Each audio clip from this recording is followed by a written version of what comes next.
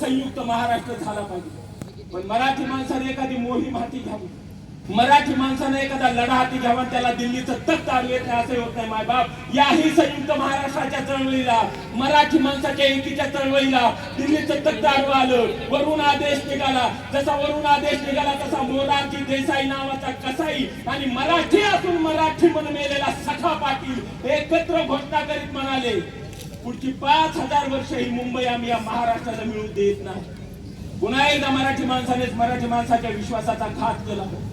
ज्याच्या बोलल्या गेल्याच्या शब्दांचा घाव नेमका जिवारी लागला होता. पण आपण मराठी माणसं होतो, गप्प बसून चालणार कसं? या अपमानाचा बदला घ्यावा लागणार होता. म्हणून मायबाप एका मोर्चाच्या आखरीला सुरुवात झाली. जो मोर्चा मुंबईमध्ये फ्लोरा फाउंडरवर निघणार होता. का लागला घाव जिवारी, करावं या शत्रूवर स्वारी, 18 पगड मराठा आली, मराठ्याचं वादळी वार, शुभाचा आल शिलेदार, समाजवाद्यांचा उपकार, दिली स्वराज्याची हुंकार.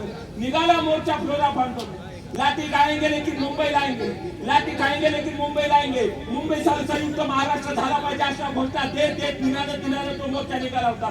कोण होतं शिर्डीकर या मोर्चामध्ये?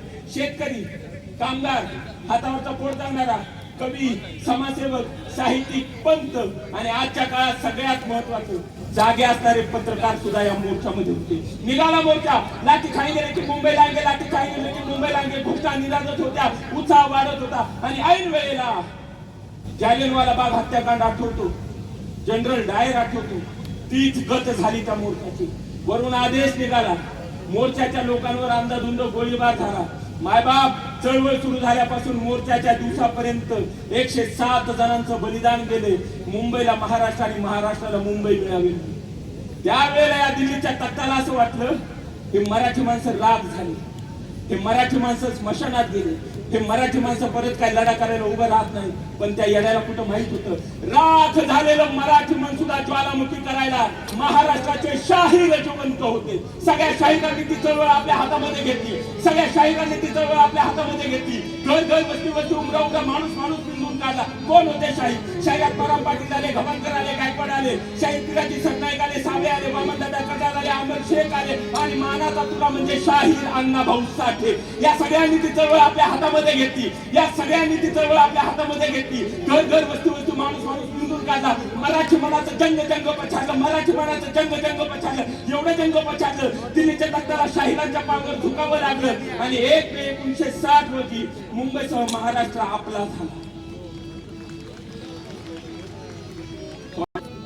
मुंबई नावाची नाही तर महाराष्ट्र नावाची एक बस आहे, हे लक्ष देऊन ऐका रे. मुंबई नावाची नाही तर महाराष्ट्र नावाची एक बस आहे, तिचा ड्रायव्हर आपला, कंडक्टर आपला. पण दुर्दैव आहे आपल्या मराठी माणसाचं, आपणच राखीव 4 जागेवर चालतो. ही मुंबई तुमची आणि भांडे घासा आमची, ही बिरुदावली जाणार. आज त्या मुंबईमध्ये अशा काही काही सोसायट्या जिथं तुम्ही मराठी असल्यानंतर तुम्हाला घर नाकारलं जातं. आज ते मुंबई चालू, उद्या शिर्डी, त्याला काय वेळ लागतो? महाराष्ट्र म्हणजे भारताचा मोठा भाऊ आहे. महाराष्ट्र म्हणजे आपण मराठी माणसं भारताचा मोठा भाऊ आहे. पण नेहमी आपल्याच आपल्या त्या सिंहासनावर ठेवून आपल्यालाच वनवासाला पाठवलं जातं. शेवटच्या एका मराठी पंतप्रधानाचं नाव तर सांग, किंवा झालेल्या एखाद्या मराठी पंतप्रधानाचं नाव तर सांग. हेच राख झालेलं मराठी म्हण पुन्हा एकदा ज्वालामुखी करायला. आमचे आख्यानाचे वाद तुमच्या समोर आख्यानाचे राजे म्हणून येत आहेत. ए मायबाप शिर्डीकर, तिथं